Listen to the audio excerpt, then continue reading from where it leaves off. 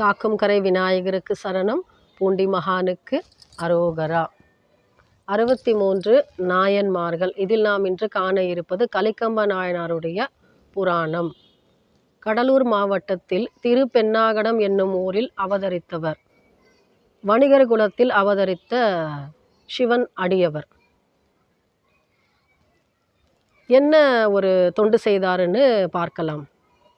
வணிகர் குலம்னு சொன்னோம், பெரும் தனவந்தர். நிலபுலம்னு சொல்லுவோம் இல்லையா, அது பறந்துபட்டு இருக்கு அவருக்கு. நல்ல செல்வ செழிப்பு. இவர் என்ன நினைக்கிறாரு, அந்த செல்வங்கள்லாம் இறைவன் அடியார்களுக்கு நாம் தொண்டு செய்ய வேண்டும் என்பது அரணுடைய விருப்பம் போலும். அதற்கு தகுந்தாற் போன்று இவர் என்ன செய்கிறாரு, சிவன் அடியார்களுக்கு வேண்டியதை அவர்கள் மனமுவந்து கொடுக்கக்கூடிய சிவபக்தர்.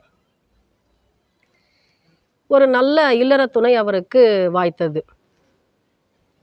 இவர் என்ன ஒரு முக்கியமான தொண்டு செய்வார்னு பார்த்தாக்கா, அறுசுவை உணவுன்னு சொல்லுவோம் இல்லையா, சிவன் அடியார்களை தம்முடைய இல்லத்திற்கு அழைத்து அவர்களுக்கு பாத பூசை செய்வித்து தம்முடைய கைகளாலேயே அவர்களுடைய பாதங்களை கழுவி பின்பு அவர்களை கூட்டி சென்று விருந்து கொடுப்பார்.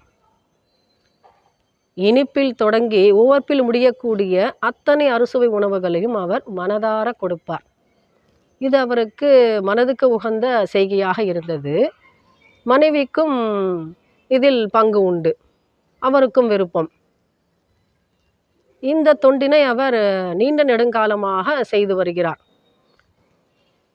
இவருக்கு ஒரு நினைவு என்ன என்றால், எத்தொழிலை செய்தாலும் எக்குலத்தை சார்ந்தவர்களாக இருந்தாலும் திருநீறு, ருத்ராட்சம், காவி உடை அணிந்து நமச்சிவாய மந்திரத்தை நெஞ்சில் ஓதிய அரண் அடியார்களை நாம் வழிபட்டால் நமக்கு முக்தி கிடைக்கும். இதில் அவர் வழுவாது இருந்தார். அன்றும் அப்படித்தான். முற்பகல் வேலை, விருந்து தயாராயிற்று. மனைவியை கூப்பிட்டார். எல்லாம் தயாராகிவிட்டதா? சிவனடியார்கள் வந்திருக்கிறார்கள் நம்முடைய இல்லம் தேடி, வா நாம் நேரில் சென்று அவர்களை வரவேற்போம்னு கூப்பிடுறாரு. அம்மையாரும் வருகிறார். கையில் ஒரு நீர்ச்சொம்பு வைத்திருக்கிறார். ஏன்னா பாத பூஜை செய்யணும்னா அந்த அம்மையார் நீர் வார்ப்பாங்க, இவர் பாதங்களை கழுவுவார், சிவன் அடியார்களுடைய பாதங்களை. இது தினந்தோறும் நடைபெற்று கொண்டிருக்கிற வழக்கமான ஒரு செய்கை. அன்றும் அப்படித்தான். அடியார்கள் வரிசையாக நின்று கொண்டிருந்தார்கள். அம்மையார் நீர் வார்த்தார்கள். கலிக்கம்பர் என்ன செஞ்சார், பாத பூஜை செய்கிறதுக்கு உண்டான அத்தனை வேலைகளையும் தொடர்ந்து செய்து கொண்டிருக்கிறார். அப்பொழுது ஒரு அடியார், சிவன் அடியார், அவர் ஒரு துறவி, காவி உடை அணிந்திருக்கிறார்.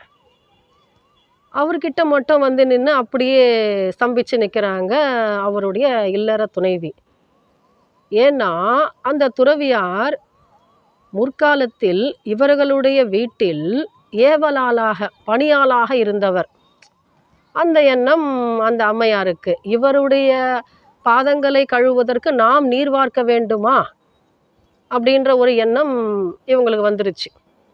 நாம் செல்வ சீமாட்டி, இவரோ நமக்கு முன்னால் பணியால், இவருக்கு நாம் நீர் வார்க்க நம்முடைய கணவர் இவருடைய பாதங்களை கழுவ வேண்டுமா அப்படின்ற எண்ணம் வந்தவுடனே அந்த அம்மா அப்படியே சுணக்கம் ஏற்பட்டு அப்படியே நிற்கிறாங்க. அந்த அம்மையாருடைய மன ஓட்டத்தை கலிக்கம்ப புரிந்து கொண்டார்.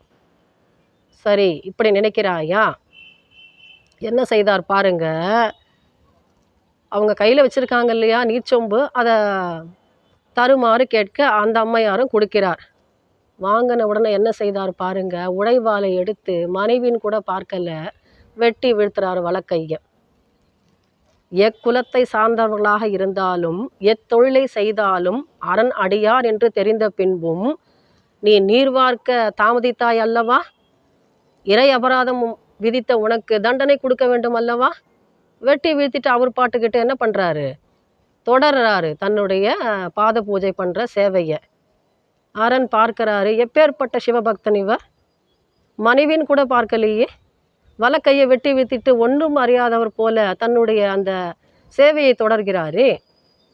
கைதடிந்த வரிசிலையான் கலிக்கம்பர்க்கும் அடியேன்னு சுந்தரர் திருத்தொண்ட தொகையில் அருமையாக பாடியிருக்காரு.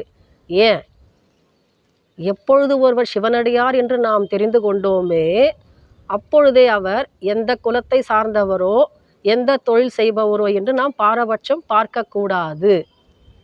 இதுதான் அவர் நமக்கு விட்டு சென்ற சான்று. 63 நாயன்மார்களில் ஒருவராக உயர்ந்தார். இறைவர் அவருக்கு சிவபதம் கொடுக்கிறார்.